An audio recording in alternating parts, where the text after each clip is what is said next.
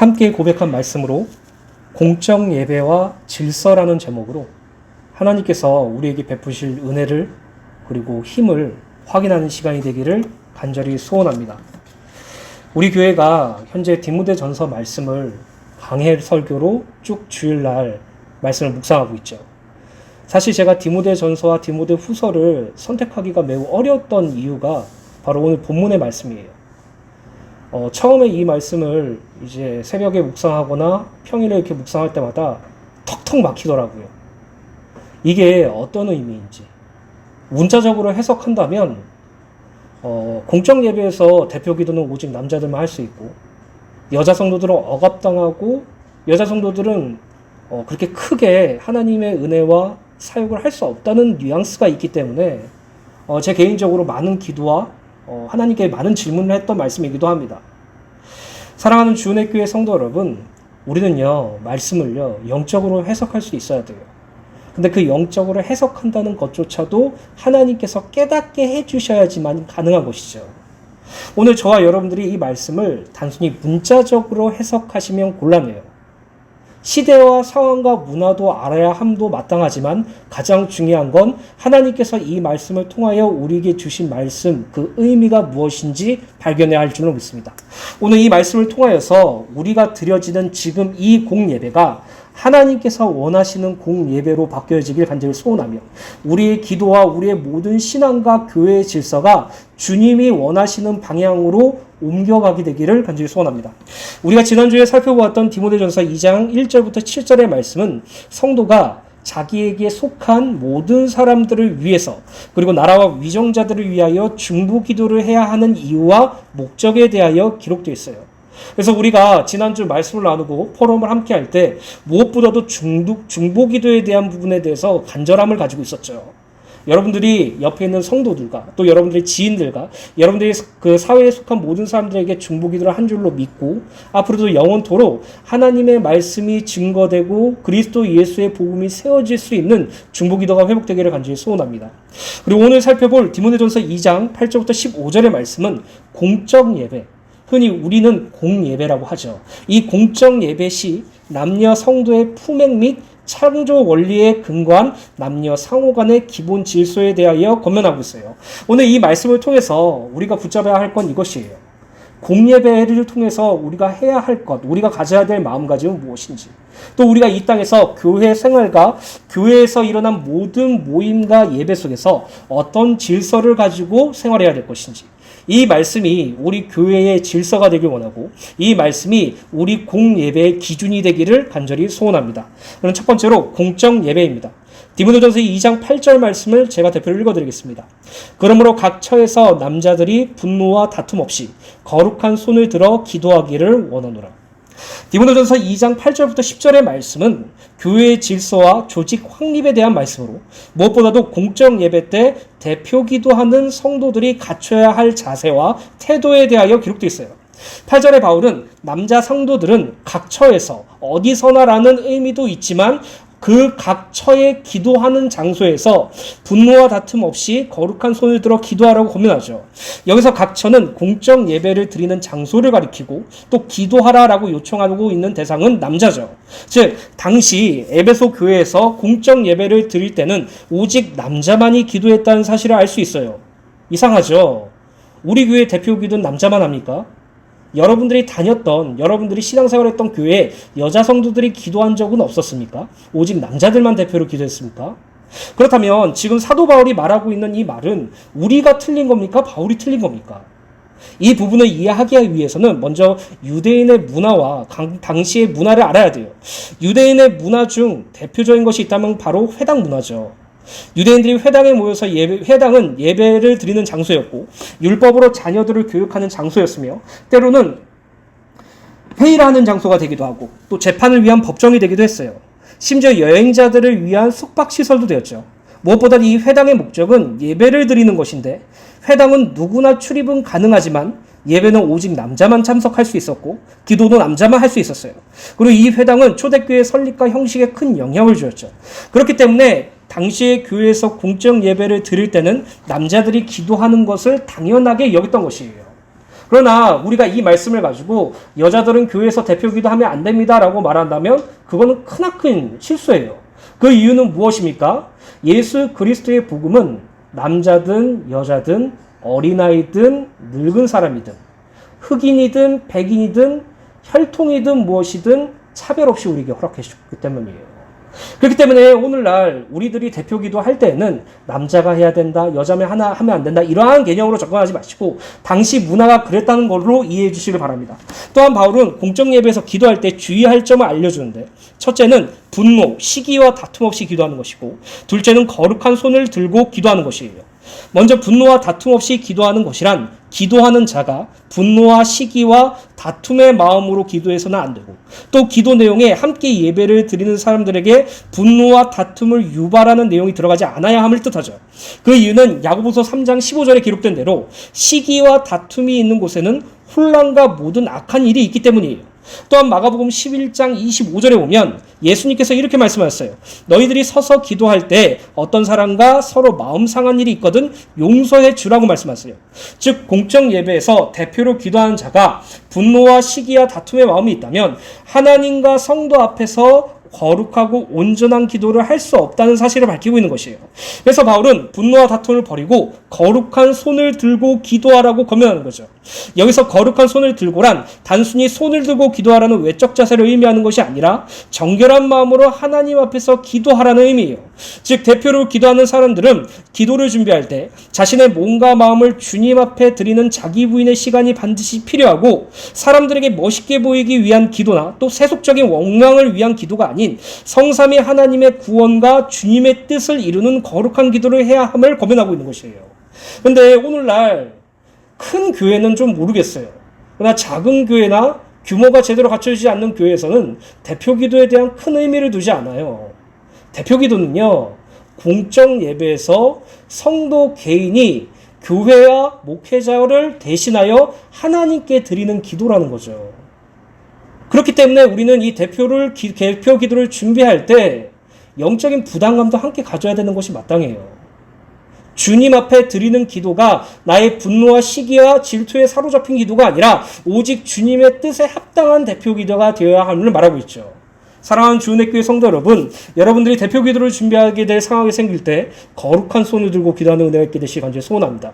주님께 정결한 마음을 허락하시고 자기를 부인하게 하시고 그 대표 기도를 준비하는 내내 말씀과 기도와 찬양 속에서 하나님께 합당한 기도 제목이 생겨나기를 간절히 소원합니다. 마가복음 11장 25절 말씀 읽어드리겠습니다. 서서 기도할 때 아무에게나 혐의가 있거든 용서하라. 그리하여 하늘에 계신 너희 아버지께서도 너희 허물을 사하여 주시리라 하시니라. 성도와 성도와의 관계는 단순히 친하게 지내는 개념이 아니죠. 성도와 성도는요, 그리스도라는 연결점에서 함께 연결되어 있는 교회라고 말씀드렸어요. 그리스도께서 우리를 사랑하셨던 것처럼 우리가 서로 사랑하는 것이 마땅하고, 그리스도께서 우리를 용서하시고 용납하셨던 것처럼 우리가 그들을 용서하고 용납함이 마땅한 것이에요. 한 지체에 여러 지체들이 있지만 그 지체들이 서로 반목하고 시기와 분노를 지낸다면 그 지체는 온전한 하나로 이룰 수가 없겠죠. 사실 불가능한 것이죠. 그렇기 때문에 오늘 이 시간 저와 여러분들이 그리스도께서 사랑하신 것처럼 성도를 사랑할 수 있게 기도하시고, 그리스도께서 나를 용서하시고 용납하신 것처럼 옆에 있는 성도를 용납하고 용서할 수 있도록 기도하셔서 우리의 대표 기도가 하나님 앞에 온전히 드려지는 순서가 되기를 간절히 소원합니다. 계속해서 디모데전서 2장 9절입니다. 또 이와 같이 여자들도 단정하게 옷을 입으며 소박함과 정절로서 자기를 단장하고 따은 머리와 금이나 진주나 갓진 옷으로 하지 말고. 9절 말씀은 공적 예배 시 여자 성도들이 갖춰야 될 태도에 대해서 기록되어 있는데, 바울은 여자 성도들에게 단정한 옷을 입고 소박함과 정절로서 자기를 단장하며 따은 머리와 금붙이나 진주나 값진 옷으로 치장하지 말라고 말해요. 이것을 문자적으로만 해석한다면 오늘날 여자 성도들은 공적 예배에 나올 때 상당히 힘들겠죠. 예쁘고 좋은 옷도 입지 못하고 머리도 예쁘게 따지 못하며 액세서리 같은 것도 할 수 없기 때문이에요. 그래서 이런 사상들이 사실 우리나라의 유교적 사상과 맞물려서 우리 교회 예전에 있었던 그 1970년, 80년, 90년대에 있었을 때는 이런 것이 되게 크게 작용을 했었어요. 그렇다면 이런 의미로 바울이 말한 것입니까? 아니죠. 에베소는 당시 소아시아 이오니아주의 수도였어요. 당시 최대 상업 및 교통의 중심지였으며 철학과 문화와 예술의 도시였어요. 뿐만 아니라 로마 제국의 중요한 종교적 중심지이기도 했어요. 이 에베소는 황제 숭배제로 유명했지만 무엇보다도 아데미, 우리가 잘 아는 아르테미스 여신 숭배의 중심지였어요. 아데미는 풍요와 생식의 신으로서 소아시아 지방에서 가장 위대한 모신, 여자신이었고 에베소에선 약 5만 명을 수용할 수 있는 아데미의 여신의 신전이 있었어요. 또한 그들의 의식에는 항상 매음 행위가 있었기 때문에 매춘을 목적으로 한 여사제들이 매우 많이 있었고 그들이 머리를 닦고 금과 질주와 액세서리와 값진 옷을 입었었어요. 이게 그리고 여자들에게 있어서 유행이었고 디모데가 목회를 하고 있는 지역, 디모데 전서를 쓰게 되는 이유가 바로 에베소 교회 때문이죠. 즉 바울이 말하는 단정하게 옷을 입고 소박함과 정절로서 자기를 단장하며 따은 머리와 금이나 진주나 값진 옷을 입지 말라는 것은 당시 에베소에서 아데미를 숭배하며 매춘을 일삼는 여사제들과 같이 금이나 진주나 값진 옷으로 치장하지 말고, 이 말은 우상이나 쾌락을 쫓는 그런 외형을 쫓지 말고 단정하고 선과 질서를 의미합니다. 소박하고 겸손을 의미합니다. 정절, 순결함으로 자기를 단정하라고 권면하고 있는 것이에요. 그래서 베드로전서 3장 3절부터 4절 말씀에 보면 베드로도 이와 동일하게 말하죠. 공동번역을 읽어드리겠습니다. 여러분은 머리를 닦거나 금으로 장식을 하거나 옷을 차려입거나 하는 거치장을 하지 말고 썩지 않는 양식 곧 온유하고 정숙한 정신으로 속마음을 치장하십시오. 이것이야말로 하느님께서 가장 귀하게 여기시는 것입니다. 야, 그러면 이제 앞으로 예배 드릴 때 머리도 못 닦고 예쁘고 좋은 옷도 못 입고 귀걸이도 하면 안 되고 장식품도 하면 안 되고 액세서리 다 빼고 다녀야 되겠네? 그렇게 해야 돼. 이렇게 접근하시면 안 된다고요. 당시 그들의 문화에 그 모든 외형들은 우상 숭배의 표본이었다는 것이죠.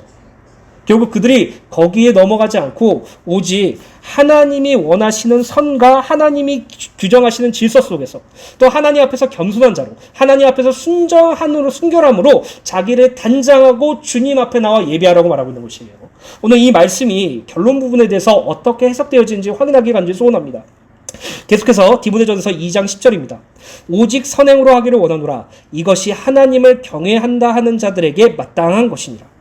10절에 바울은 여자 성도들에게 공적 예배 때 금이나 짐주나 값진 옷으로 단장하지 말고 우상과 쾌락을 쫓지 말고 하나님을 경외하는 성도들답게 선행으로 자기를 단장하라고 말하죠. 여기서 하나님을 경외하다라는 부분을 원어로 보면 하나님을 공경하다 또는 하나님께 예배하다라는 의미를 지녀요. 또한 선행이란 말 그대로 착한 행실을 의미하는 것으로 이것은 윤리와 도덕적인 선행과 착한 행실이 아니라 하나님께서 옳다고 여기시는 선행, 착한 행실을 의미해요. 그렇다면 공적 예배하는 자에게 있어서 마땅히 단장해야 할 선행과 착한 행실은 무엇을 의미합니까? 하나님의 선, 착한 일은 무엇을 의미합니까? 바로 빌립보서 1장 6절에 기록되어 있죠. 너희 안에서 착한 일을 시작하신 이가 그리스도 예수의 날까지 이루실 줄을 우리는 확신하노라. 성삼위 하나님이 이루신 구원, 성삼위 하나님이 완성하실 구원, 그것을 인정하고 고백하고 기대하고 소망을 품는 것, 그리고 그 자리에서 하나님 앞에 예배를 나오는 것, 그것이 바로 우리가 하나님께 예배하는 성도의 자세 단장이에요. 우리가 예배를 드리는 이유는요, 이 예배를 통해서 내 문제가 해결받기 위해서 예배를 드리는 것은 아니죠. 우리가 이 예배를 드리는 이유는 혹시라도 내가 예배를 잘 드리면 하나님이 어여삐 봐주셔서 이 세상에서 잘 되게 해주실 그 가능성을 보고 예배 드리는 것이 아니에요. 우리가 예배를 드리는 이유는 하나님께 영광과 존귀와 찬양을 올려드리기 위해서 예배를 드리는 것이에요. 여러분들이 예배를 드리는 이 공적 예배의 모든 행위의 이유와 목적은 성삼위 하나님께 영광을 돌리기 위해서 이 땅에 오신 것이죠.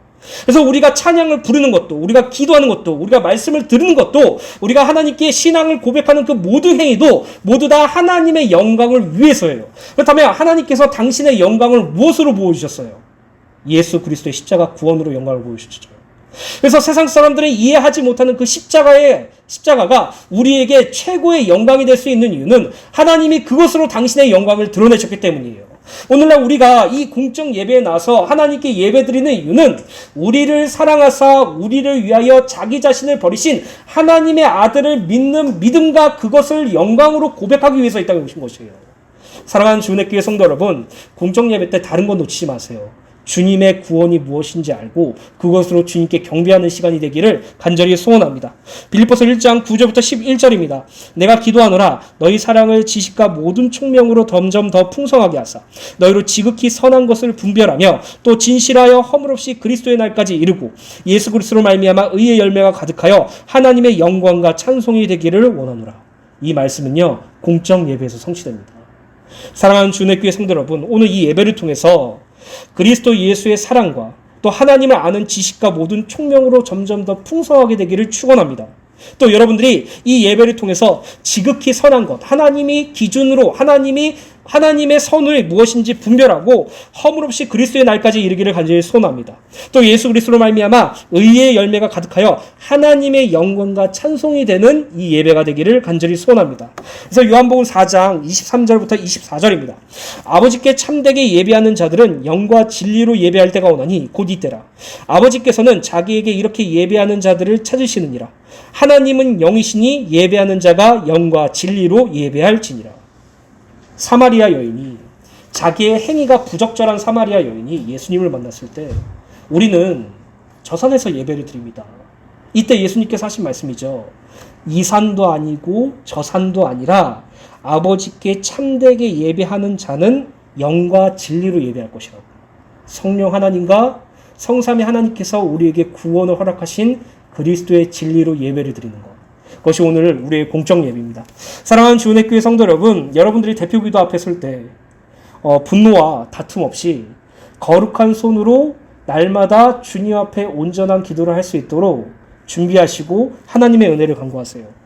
또 공적 예배 때 주님께서 주신 선과 질서가 무엇인지 확인하고 주님 앞에서 겸손하고 순결함으로 자기를 단장하여 예배 앞에 나오세요. 마지막으로 여러분들이 공적 예배에 나올 때 오직 하나님을 경외한다고 할 때 날마다 주 예수 그리스도의 구원으로 말미암아 하나님께 영광 돌리는 공적 예배가 회복되기를 소원하며 지금 이 자리에 나오게 되기를 간절히 소원합니다. 그럼 두 번째로 교회 질서입니다. 디모데전서 2장 11절부터 12절 말씀입니다. 여자는 일체 순종함으로 조용히 배우라. 여자가 가르치는 것과 남자를 주관하는 것을 허락하지 아니하니 오직 조용히 할지라. 앞에 우리가 1대 때 살펴봤던 디모데전서 2장 8절부터 10절의 말씀은 공적 예배 시에 성도들이 갖춰야 할 자세와 태도에 대해서 기록되어 있다면 디모데전서 2장 11절부터 15절의 말씀은 교회 안에서 남녀간의 기본 질서에 대하여 교훈하면서 특히 여자 성도들이 취해야 할 태도를 중점적으로 밝히고 있는데 특별히 이러한 태도를 취해야 하는 당위성을 창조 원리를 통하여 설명하고 있어요. 11절을 보면 바울은 여자 성도들에게 일체 순종함으로 조용히 배울 것을 권면하고 12절에는 여자 성도가 공적 예배나 공적인 모임에서 지속적으로 남자 성도들을 가르치거나 주관하는 행위를 용납하지 않겠다고 말하며 오직 침묵하라고 권면하죠. 이 말씀은 오늘날 예수를 믿는 우리들에게 있어서 무척이나 의아하고 불편하게 될 수 있는 말씀일 수 있어요. 그리고 이러한 바울의 권면은 사실 매우 모순적이기도 해요. 그 이유가 무엇입니까? 우리가 잘 아는 그 빌립보의 교회가 누구를 통해서 세워졌습니까? 루디아를 통해서 세워졌잖아요. 그렇다면 그 빌립보의 교회에서 가장 영향력이 있었던 사역자가 누구였어요? 빌립보 교회에서 영향력이 있던 사역자가 2명 있었어요. 그 2명이 누굽니까? 유오디아와 순두계죠. 유오디아가 루디아다라는 설도 있지만 일단 중요한 것은 빌립보 교회의 가장 중요한 사역자가 유오디아와 순두기라는 여성 성도였다는 것이에요. 또 고린도 교회의 지도자였던 아볼로가 누구에게 예수 그리스도의 복음을 받고 양육하였어요? 아볼로는 세례 요한의 말과 구약에 있었던 율법서들을 가지고 설교를 했지만 그가 직접적으로 복음을 받게 된 계기는 브리스길라와 아굴라 때문이었어요. 브리스길라가 그 아볼로를 양육하여서 이 아볼로가 고린도 교회의 목회자가 될 수 있도록 도와줬다는 것이죠. 또 갱그리아의 교회 일꾼 중 가장 대표적인 성도를 누구라고 바울이 말했어요? 베베라는 여자 성도였어요. 이처럼 초대교회 사회는 바울의 동역자들 중에서 예수 그리스도의 복음을 전하고 교회를 세우는 여자 성도들이 존재했으며 성경이 분명히 기록되어 있어요. 그렇다면 왜 바울은 본문 말씀에서 여자들은 순종하고 조용히 배우며 가르치는 것과 남자를 주관하는 것을 허락하지 않고 오직 침묵하라고 말하였습니까? 당시 역사적인 배경을 보면 여성들의 위치는 철저하게 남성에게 종속되었죠. 이러한 시대에서 그리스도인에는 종이나 자유인이나 남자나 여자나 차별이 없다는 이 복음의 선언은 그야말로 충격적인 선언이었어요. 때문에 이러한 흐름을 잘못 이해한 자들로 인해 공적 예배의 질서가 어지러워지고 기타 여러 부작용이 발생하게 되었어요. 뿐만 아니라 아데미 신전에 있었던 예배소 주변의 여러 이방 종교들은 만물의 근원은 여성이며 따라서 여성을 섬겨야 한다는 것과 여성들이 남자를 주관해야 한다는 등의 교서를 퍼뜨렸고, 에베소 교회는 이러한 거짓 사상에 노출되어서 교회가 혼란스러운 상황을 겪고 있었어요. 바로 이러한 상황 때문에 바울은 이렇게 권면했었던 것이죠. 실제로 같은 문제를 가지고 있었던 것이 고린도 교회였어요. 고린도 교회의 여자 성도들이 성령의 충만함을 받아서 너무나도 뜨겁기 때문에 할 말, 하지 말아야 될 말을 전혀 분별하지 못하고 그냥 얘기만 계속 하는 거예요. 목회자가, 감독이 설교하는 것은 주의 깊게 듣지 않았어요. 오직 자기가 성령으로 말미암아 예언의 영을 받았다, 방언의 영을 받았다 라고 말하며 그 두서없는 말들을 계속적으로 얘기하고 있었던 것이죠. 그래서 사도 바울은 고린도 교회에 이렇게 고백했습니다. 고린도전서 14장 32절부터 37절 말씀 공동번역입니다. 하느님의 말씀을 받아 전하는 사람은 자기 심령을 자제할 수 있어야 합니다. 하느님께서 바라시는 것은 무질서가 아니고 평화이기 때문입니다. 성도들의 모든 교회가 하고 있는 대로 여자들은 교회 집회에서 말할 권리가 없으니 말을 하지 마십시오. 율법에서 있듯이 여자든 남자에게 복종해야 합니다. 알고 싶은 것이 있으면 집에 돌아가서 남편들에게 물어보도록 하십시오. 여자가 교회 집회에서 말하는 것은 자기에게 수치가 됩니다. 하느님의 말씀이 여러분에게서 나왔다는 말입니까? 또는 여러분만이 하느님의 말씀을 받았다는 말입니까? 자기가 하느님의 말씀을 받아 전한다고 생각하거나 성령의 선물을 받았다고 생각하는 사람은 내가 여러분에게 써보내는 이 말이 주님의 명령이라는 것을 깨달아야 합니다. 제가 유튜브에 어떻게 검색했는지 잘 모르겠어요. 검색했는데 어떤 여자가 자기 방에서 영상을 찍는데 첫 얘기를 이렇게 시작하더라고요. 성령 하나님께서 내게 말씀하셨다. 그래서 이렇게 쭉 얘기를 하는데 너무나도 당황스럽더라고요. 그리고 실제로 우리가 경험했던 교회 안에서 이러한 사례들이 정말 많았어요. 주님께서 환상 중에 나에게 말씀을 해주셔서 이 환상수를 통해서 사람들에게 얘기하는데 거기에 점점 홀려요. 근데 보면 복음이 아니야. 육신의 것들을 가지고 얘기해요. 또 자기가 성령의 충만함을 받고 성령의 예언을 받았다고 말하면서 그것을 그릇된 복음을, 그러니까 다른 복음을 계속 교소를 퍼뜨리죠. 열심히 해야 된다. 신앙생활을 이렇게 해야 된다. 이러한 기준들이 계속 우후죽순 생겨나서 교회 안에서 혼란이 야기됐다는 것이죠. 그래서 사도 바울은 가르치는 것과 주관하는 것과 를 금하고 오직 조용히 하라라고 말하고 있었던 것이에요. 그리고 디모데후서 2장 13절부터 14절입니다. 이는 아담이 먼저 지음을 받고 하와가 그 후며 아담이 속은 것이 아니고 여자가 속아 죄에 빠졌습니다. 라고 기록되어 있죠. 13절 14절 말씀은 여자 성도들이 교회 공적 예배나 교회 공식적인 모임 시에 가르치거나 남자를 주관하지 말아야 하며 오직 순종하고 배워야 할 이유에 대해 설명하죠.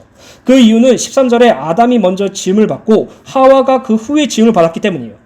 이게 무슨 의미입니까? 하나님께서는 남자를 창조하셨으나 그가 혼자 사는 것이 좋지 않아 그에게서 갈빗대 하나를 취해 그를 돕는 배필인 여자를 창조하셨죠.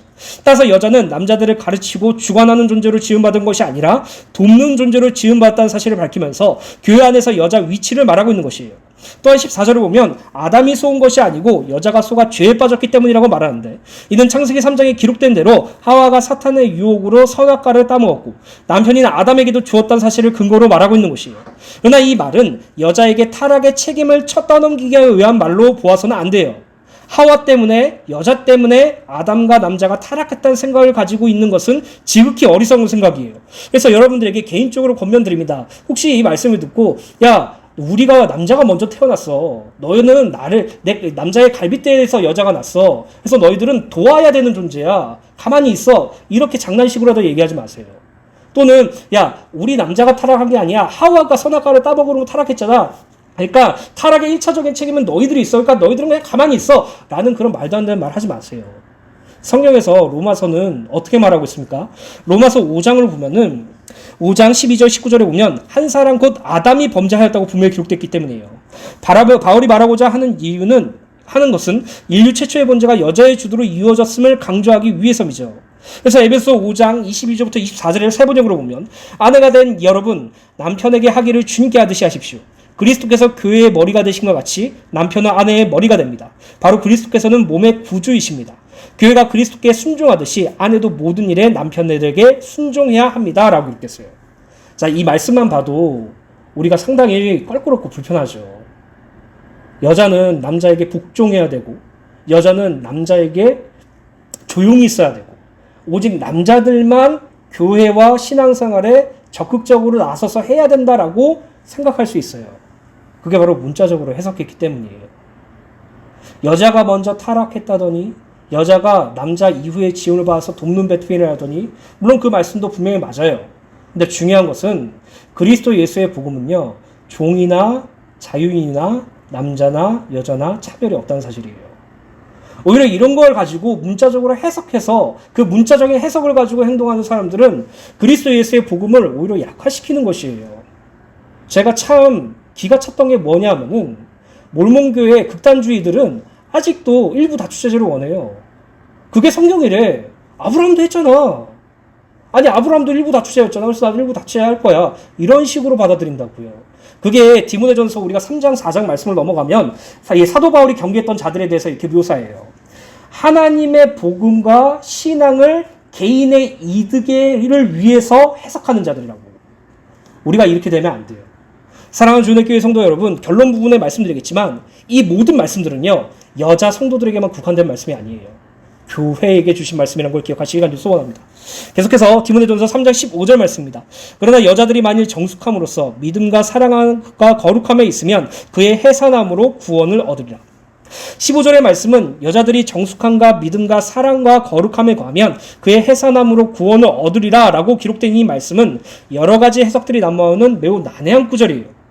자 보세요. 문자적으로 해석해 봅시다. 여자들이 정숙함과 믿음과 사랑함과 거룩함에 있으면 그의 해산함으로 낳는데요. 그러면 예수 그리스도를 믿음으로 구원받는다는 이 신득의 복음 말고 여자들은 해산, 그러니까 임신하고 출산하면 구원받는단 말입니까? 아니죠. 그럴 수가 없죠. 그건 지금 사도 바울이 다른 복음을 가지고 얘기하는 것이에요. 야 너희들은 예수 안 믿어도 돼. 너희들은 그냥 결혼하고 애 낳으면 구원받아. 이렇게 말하고 있는 것입니까? 아니라는 의미예요. 이 말씀이 그래서 너무나도 많은 해석과 너무나도 많은 어려움을 가지고 있는 난해한 구절이기도 해요. 이 말씀을 이해하려면 먼저 여자가 왜 아이를 낳게 되었는지를 알아야 되죠. 창세기 3장 16절을 보면 또 여자에게 이르시되 내가 네게 임신하는 고통을 크게 더하리니 내가 수고하고 자식을 낳을 것이며 너는 남편을 원하고 남편은 너를 다스릴 것이라 하시고 라고 기록되어 있죠. 하나님께서 첫사람 아담과 하와가 범죄했을 때 하와에게 주신 형벌이었죠. 그렇죠. 창세기 3장 16절에 임신의 출산에 대한 고통은 하나님께서 하와 여자들에게 주신 형벌이었어요. 인류의 첫 임신과 해산에 대해서 기록된 말씀이죠. 이 말씀만 보자면 임신과 해산은 죄의 형벌처럼 보일 수 있지만 창세기 3장 16절의 바로 위의 구절인 창세기 3장 15절을 보면 임신과 해산의 의미가 전혀 달라지게 되죠. 15절 말씀이 무엇입니까? 내가 너로 여자와 원수가 되게 하고 내 후손도 여자의 후손과 원수가 되게 하리니 여자의 후손은 내 머리를 상하게 할 것이요 너는 그의 발꿈치를 상하게 할 것이니라 하시고 라고 기록되죠. 즉 여자가 임신하고 해상하는 그 행위는 범죄의 대가 또는 생육과 번성받는 목적을 둔 것이 아니라는 것이죠. 여자는 임신과 해산을 통하여서 여자의 후손 곧 메시아가 이 세상에 임하실 것에 대하여 말씀하고 계신 것이에요. 그리고 마침내 하나님이신 예수 그리스도께서 마리아의 몸을 빌려 성령으로 잉태하심으로 마침내 하나님의 구원이 시작되었고 예수 그리스도의 십자가 대속과 부활하심으로 그 구원을 이루셨죠. 앞서 14절에 바울은 아담이 쏘은 것이 아니고 여자가 속아 죄에 빠졌다는 사실을 명시하였어요. 비록 여자가 먼저 뱀에게 속아 선악과를 먹어 죄를 범하여 타락하였다고 할지라도 하나님께서는 여자의 임신과 해산을 통하여서 여자의 후손이신 예수 그리스도께서 세상에 나셨다는 사실을 밝히며 그분으로 말미암아 구원을 얻었다는 사실 안에서 정숙함과 믿음과 사랑과 거룩함에 거하라는 권명이 있는 것이에요. 그래서 마태복음 1장 23절에 보라 처녀가 잉태하여 아들을 낳을 것이요 그의 이름은 임마누엘이라 하리라 하셨으니 이를 번역한즉 하나님이 우리와 함께 계시다 함이라 라고 읽겠어요. 구약시대 때 아이를 낳는 거는 죄가 죄를 낳는 것인 것처럼 해석되었어요. 물론 그것도 맞죠. 근데요, 아이를 낳고 아이를 태산한다는 것은 장차 오실 그리스도 예수, 여자의 후손을 의미하기도 해요. 그것으로 말미암아 우리가 구원을 얻을 거라고 말하고 있죠. 그래서 고린도전서 11장 3절 말씀 현대인으로 읽어드리겠습니다. 그러나 나는 여러분이 이것을 알기를 바랍니다. 모든 남자의 머리는 그리스도이고 여자의 머리는 남자이며 그리스도의 머리는 하나님이십니다. 라고 기록됐어요. 결론입니다. 이 말씀들이 혹시 여자 성도들에게 불편함을 줄 수도 있다고 생각이 들어요. 근데 성경에 분명히 기록되어 있죠. 이 말씀이 남자 성도들이 교회 안에 와서 또 공적 예배에서 기득권을 잡을 수 있는 수단이 될 거라고 생각하는 분들도 있을 거예요. 아니에요, 여러분. 디모데전서가 기록되기 전에 사도 바울은 감옥에 있었죠. 그 감옥에서 썼던 4개의 편지 중 하나가 무엇입니까? 에베소서예요. 쉽게 말씀드릴게요. 에베소서를 쓴 다음에 디모데전서를 썼단 말이에요. 그리고 디모데전서를 쓴 이유는 에베소 교회에서 목회를 하고 있는 디모데와 그와 함께 교회 생활을 하고 있는 성도들에게 준 말씀이라고 말씀드렸죠. 에베소서에도 동일하게 남자와 여자의 관계에 대해서 성경에 분명히 기록되어 있어요. 에베소서 5장에 그렇게 기록되어 있죠. 에베소 5장 31절 32절 말씀 제가 결론 부분에 읽어드리겠습니다. 그러므로 사람이 부모를 떠나 그의 아내와 합하여 그 둘이 한 육체가 될지니 이 비밀이 크도다. 나는 그리스도와 교회에 대하여 말하노라. 에베소 5장 말씀 기억나시죠? 남자는 여자를 자기의 목숨과도 같이 사랑하라고 말했고 여자는 남자를 하나님인 것처럼 섬기고 순종하라고 말하고 있어요. 이 말씀을 그냥 문자적으로 해석하면은 그대로 할 수 있겠습니까? 아니죠. 근데 영적인 의미로 무엇을 말합니까? 그리스도와 교회의 관계라는 것이죠. 그리스도, 교회의 관계. 우리는 예수님의 신부라고 말씀을 통해서 확인했어요. 제가 성이 남성이잖아요. 남성임에도 불구하고 저는 그리스도의 신부예요. 그리스도는 나의 신랑이시죠. 여기 계신 여자 성도분들도 그 성이 여자이지만 영적인 의미로 볼 땐 그리스도 예수께서 나의 신랑 되시고 나는 신부라는 말이죠. 결국 그리스도와 교회의 관계란 남자와 여자의 관계란 예수 그리스도와 교회 성도와의 관계를 의미하는 것이에요. 그런 관점으로 볼 때 이건 단순히 여자 성도들에게만 주는 말이 아니라 모든 성도들이 갖춰야 될 하나님의 명령이라는 것이죠. 그렇다면 교회된 자를 통해서 교회된 자에게 주는 공예배의 질서라는 개념으로 다시 한번 말씀을 확인해 봅시다. 또 이와 같이 여자들도 단정하게 옷을 입으며 소박함과 정절로 자기를 단정하고 따은 머리와 금이나 진주와 갇힌 옷으로 하지 말고 오직 선행으로 하기를 원하노라. 하나님을 경외한다 하는 자들에게 마땅한 것이니라.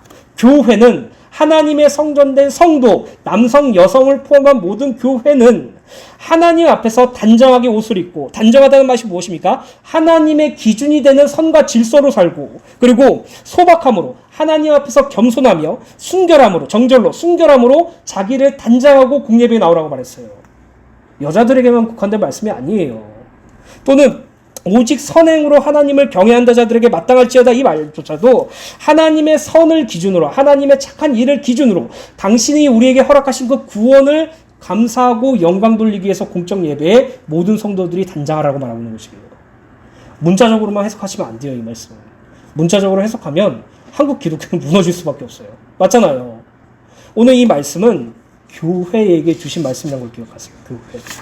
남성들은 제외되고 여자들에게만 해당된다라는 말씀이 아니라 교회된 성도들에게 준 말씀이죠. 또 디모데전서 2장 11절 12절에 여자는 일체에 순종함으로 조용히 배우라. 여자가 가르치는 것과 남자를 주관하는 것을 허락하지 않으니 오직 조용할지라. 여자는 일체에 순종함으로 조용히 누구에게 배워요? 남편 대신 그리스도 예수께 배워야죠. 여자가, 우리가, 교회가 남편 대신 그리스도 예수를 가르치는 것과 주관하는 것이 허락이 돼요?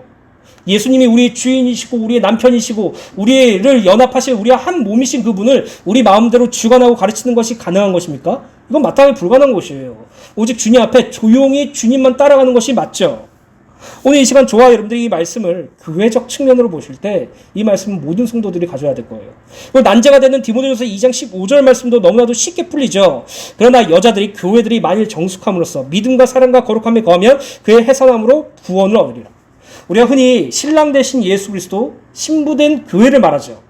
이 신랑과 신부라는 말은 아까 에베소 5장 말씀을 통해서 확인하였듯이 연합되었다는 것이죠. 하나가 되었다는 것이에요. 연합에 대해 가장 좋은 예는 예수님께서 요한복음 15장에 말씀하신 포도나무의 비유죠. 이 포도나무의 비유에 농부는 하나님 되시고 포도나무는 예수님 되시며 우리는 가지라고 말했어요. 포도나무와 가지에 붙어 있을 때 열매를 많이 맺게 된다고 나와 있죠. 그리고 이 포도나무가 열매를 맺게 되면 포도가 나듯이 예수 그리스도의 나무에 열매를 맺게 되면 예수 그리스도의 열매가 맺게 되죠. 어디에? 가지된 우리에게. 그리고 그리스도로 말미암아 사라지는 것, 그리스도를 잉태하는 것. 이 잉태한다는 것은 물리적인 측면의 해산과 잉태가 아닌 그리스도를 날마다 내 삶 속에서 나왔고 그리스도만 증명하게 됨으로 구원을 얻을 것이라고 말하고 있는 것이에요. 사랑하는 주님의 교회 성도 여러분, 오늘 이 말씀을 여자 성도들을 공격하기 위한 도구로 쓰지 마세요. 또는 남자들을 어떤 남성 우월주의 사상에 젖어 있는 것으로 오해하고 그들과 그렇게 경쟁하려고 하지 마세요. 이 말씀은 교회에 주셨다고 생각하시고 날마다 공적 예배와 교회 질서가 주님의 뜻과 신랑 되신 예수님의 질서대로 행동하는 저와 여러분들 되기를 간절히 소원합니다. 기도하겠습니다.